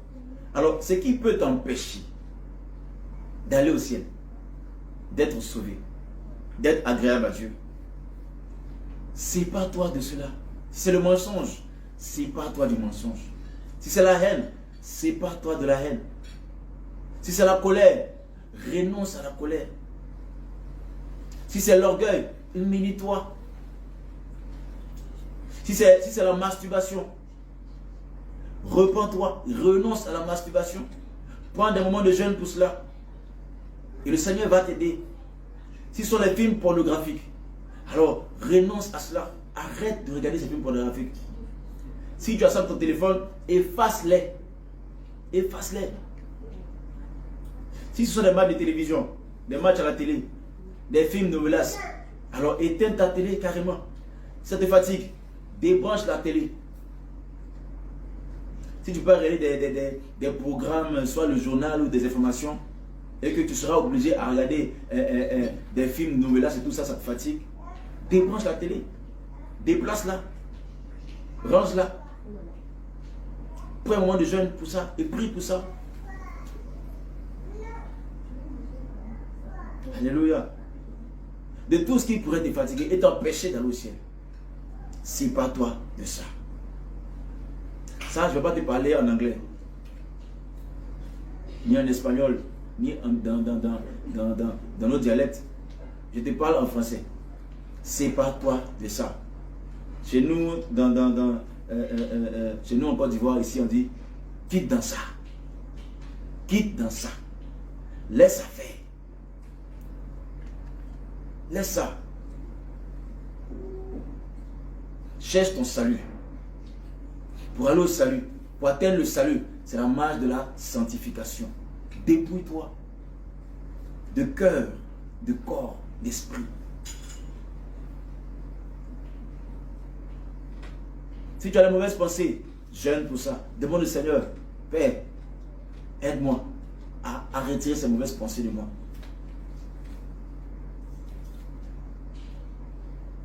Qu'est-ce que Satan n'a pas dit à Jésus? Si tu es le Fils de Dieu, jette-toi par terre. Je te donnerai tous les royaumes de la terre. Qu'est-ce qu'il a dit? Arrière de moi, Satan. Mais dis-le, tu peux le dire aussi. Arrière de moi, pensée. Toi, mauvaise pensée, arrière de moi. Ça s'en va. Au nom de Jésus, ça s'en va. Il ne faut même pas dire non, tu vas tourner dessus quand tu veux méditer et puis tout d'un coup, tu as des pensées, des envies sexuelles, tu n'arrives pas à ça, tu penses à la convoitise. Quand tu vois un homme, tu penses à la nudité. Hey, c'est toi-même tu veux ça. Toi-même tu veux ça. Arrière de moi, Satan. C'est lui. C'est la tête. Coupe la tête, c'est fini. Et c'est tout. Sinon, ta marche dans la sanctification sera difficile si tu ne te sépares pas de ce qui peut te récaler le jour de l'enlèvement. Parce que le Seigneur revient. Il est déjà là. Il est déjà là. Alléluia. Il est déjà là. Si ton œil droit est pour toi une occasion de chute, arrache-le et jette-le loin de toi. Car il est avantageux pour toi qu'un seul de tes membres périsse. Et que ton corps entier ne soit pas jeté dans la géhenne. Alors il le faut. Il le faut. Il le faut. Même si tu dois perdre des amis, même si tu dois perdre ta famille, pour aller au ciel, fais-le. Fais-le. Le Seigneur t'a dit quoi? Cherchez premièrement le royaume des cieux et sa justice. Il n'a pas de chercher le monde d'abord, il n'a pas de chercher ton papa. Cherche ta maman d'abord, cherche ta famille. Cherchez premièrement le royaume des cieux. Le premier commandement, tu aimeras le Seigneur Dieu de tout ton cœur, de toute ton âme, de toute ta pensée. Alléluia. Il est bien vrai qu'on doit être soumis aux autorités. Tu dois être soumis à ton mari. Tu dois respecter ta femme. Mais si c'est pour le Seigneur, pour aller au ciel, tu choisis Jésus. Choisis Jésus. Et le reste du combat se fera dans le spirituel par la prière. Mais si tu vas dire non, à cause de mes parents, à cause de mon mari, vraiment, je n'arrive pas à me sanctifier. Mon mari là-haut, lui aussi, quand il met télévision là, il ne peut pas truc. Quand il met ça, quand il met ceci. Voilà. Mais tu vas toujours rester, tu ne vas pas avancer. Tu ne vas pas avancer. Et le Seigneur ne pourra pas se rapprocher de toi. Alléluia. Alléluia. 1 Thessaloniciens 5, verset 23.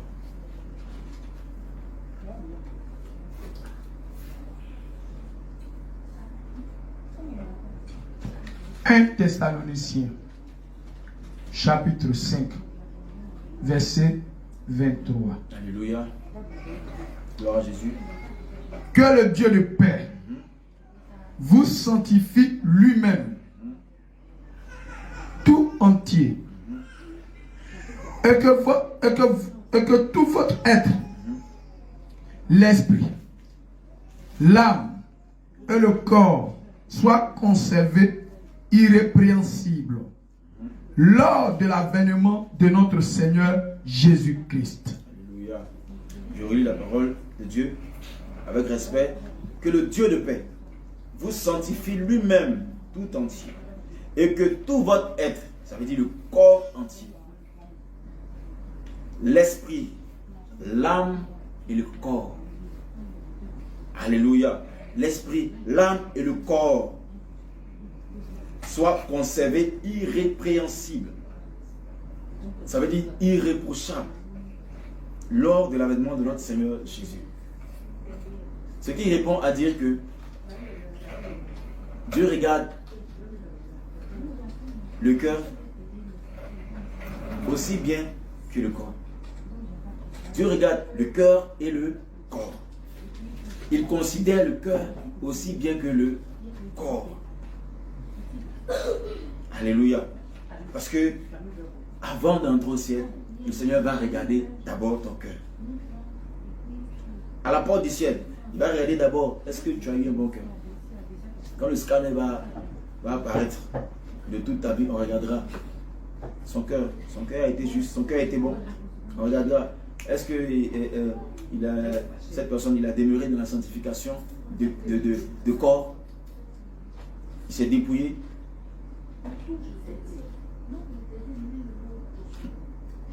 Alléluia. Avant d'aller au ciel, c'est ce que le Seigneur va regarder. C'est ce qu'il va regarder pour être qualifié pour aller au ciel. L'esprit, le corps, l'âme. Le Seigneur va pas dire que je vais regarder le cœur pour laisser le corps. Si toi, tu médites la parole de Dieu et que tu crois en Jésus-Christ et que tu crois en sa parole, ce passage de 1 Thessaloniciens 5, verset 23, stipule que le Dieu de paix, Jésus-Christ, vous sanctifie lui-même tout entier. Depuis le début, c'est lui qui nous sanctifie. Et que tout votre être, l'esprit, l'âme et le corps soient conservés irrépréhensibles, irréprochables. Alléluia. Lors de l'avènement de notre Seigneur Jésus. Alors, quiconque se sanctifiera de cœur et non de corps, ou quiconque se sanctifiera de corps et non de cœur, n'héritera point du royaume des cieux. Alléluia. N'héritera point du royaume des cieux. 1 Pierre 1, verset 13 à 16. On va terminer.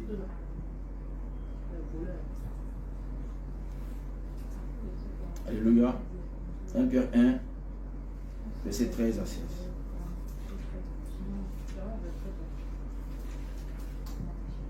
Alléluia. 1 Pierre 1, verset 13 à 16. Amen. C'est pourquoi, saignez les reins de votre entendement. Soyez sobre et ayez une entière espérance dans la grâce qui vous sera apportée lorsque Jésus-Christ apparaîtra. Comme des enfants obéissants, ne vous conformez pas aux convoitises que vous aviez autrefois, quand vous étiez dans l'ignorance. Mais puisque celui qui vous a appelé est saint. Vous aussi, soyez saints dans toute votre conduite, selon qu'il est écrit. Vous serez saints, car je suis saint. Alléluia. Amen. Je vais relire ce passage et terminer. 1 Pierre 1, verset 13 à 16. C'est pourquoi saignez les reins de votre entendement. Saignez les reins. Saignez les reins. Soyez sobres et ayez une entière espérance dans la grâce qui vous sera apportée lorsque Jésus-Christ apparaîtra. Alléluia. Et beaucoup disent que nous sommes sous le temps de la grâce. Donc on peut pécher comme on veut. On peut vivre comme on veut. Nous sommes plus sous le temps de la loi, nous sommes sous le temps de la grâce. Ah, erreur. Erreur. Mourez. Vous allez voir. Mourez pour voir. Erreur. Erreur. Le temps de la grâce que le Seigneur t'accorde, c'est le temps de revenir à lui. La grâce que le Seigneur t'accorde, c'est le temps que tu reviennes à lui. C'est le temps qu'il t'accorde pour revenir à lui. C'est la possibilité que le Seigneur te donne de changer de vie, quitter la vie du péché à la vie de sainteté. Voilà la grâce. Voilà pourquoi aujourd'hui, tu es dans ton péché et tu te lèves, tu t'en vas à l'église. Tu te dis que non, ben, ça va. Je vais au maquis, je bois, et le Seigneur me dit rien, il n'y a rien. Le matin, il me réveille, Dieu me parle. Dieu me parle. Tu te dis que non, il n'y a rien. Tout va bien, tu ne tombes pas malade, ça va. Tu es dans le mensonge, tu es dans la fraude. Mais tu es toujours à l'église. Tu es toujours assis au premier banc, à la première chaise. Mais tu es encore dans la fraude. Tu es encore dans l'incrédulité, dans le raisonnement. Tu es encore dans la duplicité. Tu es encore dans le vol. Tu es encore dans l'adultère, dans l'impudicité. Tu es encore dans l'homosexualité. Tu pratiques encore ces choses. Ah, tu te dis que non, Dieu ne voit pas. Ou bien Dieu ne dit rien. Mais le Seigneur te donne ce temps. Voilà cette grâce-là. Il te donne le temps de revenir à lui. C'est un temps qu'il t'accorde pour revenir à lui. Afin que tu sors de ton péché. Afin que tu comprennes que la voie que tu as empruntée n'est pas la voie de la justice, mais c'est la voie de la perdition. C'est la voie de l'iniquité. Alors toi, tu te plais dans tes voies. Tu te plais dans ton péché. Et non, ça va, je peux avoir plusieurs femmes, je peux vivre dans le concubinage, je peux vivre dans l'impudicité, il n'y a pas de problème. Le Seigneur ne dit rien, il n'y a rien. Bien aimé, ça c'est dans l'église des souillés, que je peux appeler l'église de coupé décalé. Mais dans l'assemblée des saints, le Seigneur révèle toutes choses cachées. Il révèle toutes choses cachées. Voilà pourquoi est-ce que la lumière des ténèbres ne peut cohabiter. Parce que celui qui demeure dans les ténèbres ne peut pas se sentir, ne peut pas se retrouver dans l'assemblée des saints. Jamais. Il ne pourra jamais. Il ne pourra jamais. Ceux qui ont fait l'erreur, parce qu'ils n'avaient pas été avertis, de rentrer dans l'assemblée des saints, à Jésus revient. Quand ils sont rentrés avec des mèches, ils ont mis des voiles dessus, ou avec des collants. Quand l'esprit est descendu, comme un feu, ils peuvent en rendre témoignage. Vous pouvez voir même nos vidéos. Le Seigneur ne joue pas avec ça. Aucune chose impure dans sa maison. Alléluia. Et le Seigneur vous dit,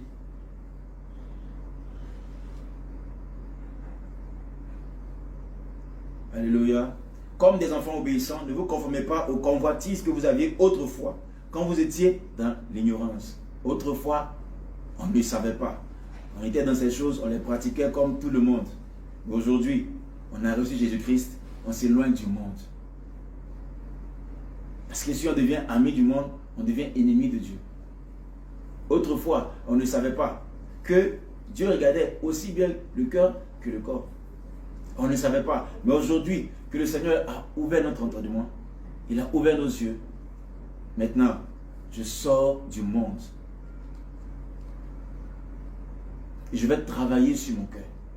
C'est ce que tu dois faire désormais. Travailler sur ton cœur. Être agréable à Dieu. Travailler sur les qualités que le Seigneur cherche en toi. Mais non seulement le fait d'avoir un cœur bleu, un cœur rouge, un cœur noir, un cœur vert. Et non se limiter à ça. Non, pas du tout. Mais plutôt travailler sur ton cœur. Travailler sur ton cœur. Travailler sur l'intérieur. C'est ce que le Seigneur regarde. Alléluia. Au verset 15 qui dit, mais puisque celui qui vous a appelé est saint, vous aussi soyez saints dans toute votre conduite. Alors, dans votre marche dans la sanctification, dans votre marche vers le salut, alors vous devez demeurer dans la sanctification.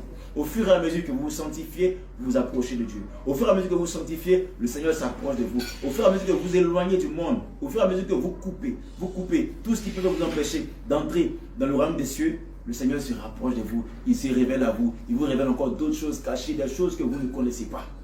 Parce que vous obéissez à sa parole, vous vous soumettez à ses ordonnances. Alléluia. Selon qu'il est écrit, vous serez saints car je suis saint. Vous serez saints car je suis saint. Notre vraie nature, c'est la sainteté. Notre vraie nature, c'est la sainteté. Ta vraie nature, c'est la sainteté. Toi qui te dis enfant de Dieu, créature de Dieu, brebis de l'Éternel, choisi de Dieu, mise à part, ta vraie nature, c'est la sainteté. Parce que tu as été créé à l'image et à la ressemblance de Dieu. C'est la sainteté. Il n'y a pas de demi-mesure de la sainteté. Soit tu es saint, soit tu es souillé. Et nous savons que aucun impur n'entrera dans le royaume des cieux. Selon qu'il est écrit dans Apocalypse 21, verset 27. Aucun impur n'entrera dans le royaume des cieux. Alors, que celui qui se sanctifie encore davantage. Celui qui veut se sanctifier, qui se sanctifie encore davantage. Que celui qui veut se souiller, qui se souille encore davantage. Alléluia. Alléluia. Gloire à Jésus. Parce que le Seigneur Jésus-Christ, il est à la porte. Il est déjà là. Il est déjà là. Les trompettes sont déjà dans la bouche des anges de l'Éternel. Il est déjà là. Il est déjà là. Et c'est le moment de se sanctifier. C'est le moment de fuir les choses du monde et de nous attacher à Dieu et d'obéir à sa parole. Bien-aimés, sur ce, j'espère que cet enseignement t'a servi, cet enseignement t'a fait du bien, cet enseignement t'a nourri l'âme, t'a nourri l'esprit. J'espère que cette parole du Seigneur Jésus-Christ qui est sortie de ma bouche, dont le Seigneur m'a utilisé comme canal, moi qui ne suis que son esclave, j'espère que cette parole t'a guéri, cette parole t'a libéré, cette parole t'a délivré des choses obscures, du mensonge. Bien-aimé, je bénis le nom du Seigneur Jésus-Christ. Sur ce, nous allons dire au revoir parce que nous avons déjà terminé. Voilà. Et nous allons terminer par un cantique.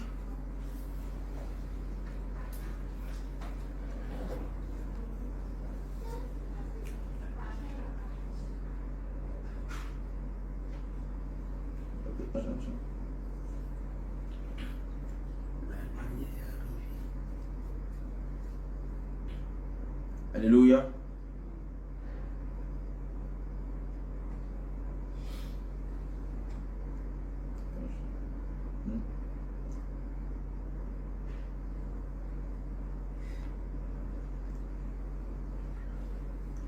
Alléluia. Gloire à Jésus. Je vais prier pour dire merci au Seigneur Jésus-Christ. Voilà, et puis on va donner un cantique. Amen. Père éternel, Dieu Tout-Puissant, Seigneur Jésus-Christ, Père, je veux te dire merci pour ce moment. Merci d'avoir disposé, Père, toutes choses. Merci pour ton Esprit Saint, éternel, mon roi, qui m'a utilisé. Seigneur, toi qui m'as utilisé comme ton canal, éternel, mon roi, comme un canal, Père, pour parler de toi, pour enseigner, Seigneur, mon roi, à tes enfants. Seigneur, je te dis merci. Je prie que ces paroles qui sont sorties de ma bouche, Père, touchent les cœurs. Et même ceux, éternel mon roi, qui sont, Père, dans les contrées lointaines, ceux, éternel mon Dieu Tout-Puissant, Seigneur, qui sont, Seigneur, devant, éternel mon roi, leur téléphone, devant leur écran téléviseur. Je prie que cette parole, Père, éternel mon Dieu Tout-Puissant, Seigneur, transforme leur cœur, transforme leur manière de voir les choses. Même ceux qui sont endurcis, ceux qui sont encore dans les églises de la Roi de l'Âge, Père, je prie que, Père, ta parole, Père, Seigneur, arrive jusqu'à percer tous les cœurs endurcis, Seigneur, tous les cœurs enfermés, éternel mon Dieu, tous les cœurs ténébreux, Roi des Rois, Père, reçois cette parole qui est ta lumière, éternel mon Dieu, et éclaire leurs âmes, éclaire leur vie, éclaire leurs pensées, Roi des Rois, et qui se détourne, Seigneur, mon Roi, de tout ce qui ne glorifie pas ton nom. Au nom de Jésus. Amen. Les anges par milliers parcourent le ciel et sont vêtus en habits blancs. Et toi, mon frère, je te pose la question, est-ce que tu pourras aller aussi?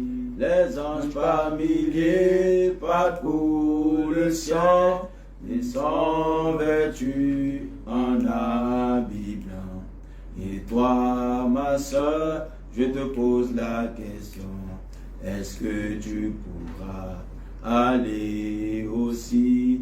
Et toi, franc-maçon, je te pose la question, est-ce que tu pourras aller aussi? Et toi, footballeur, je te pose la question, est-ce que tu pourras aller aussi? Et toi, voleur, je te pose la question, est-ce que tu pourras aller aussi?